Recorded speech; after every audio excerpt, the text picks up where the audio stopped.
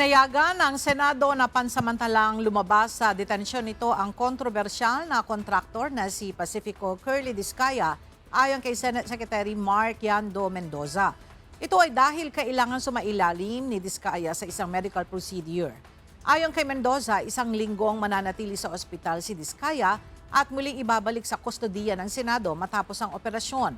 Tiniyak naman ni Mendoza na may sapat itong bantay ngunit mananatiling restricted sa mga bisita habang nasa ospital.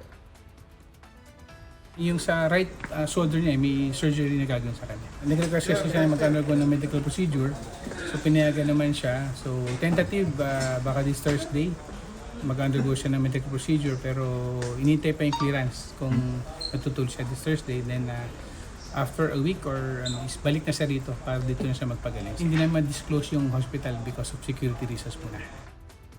Matatandaang nananatiling naka-detain sa Senado si Curly Discaya matapos itong ma-cite in contempt ng Blue Ribbon Committee dahil sa hindi pagsasabi ng katotohanan sa investigasyon ng bilyong-bilyong flood control scandal.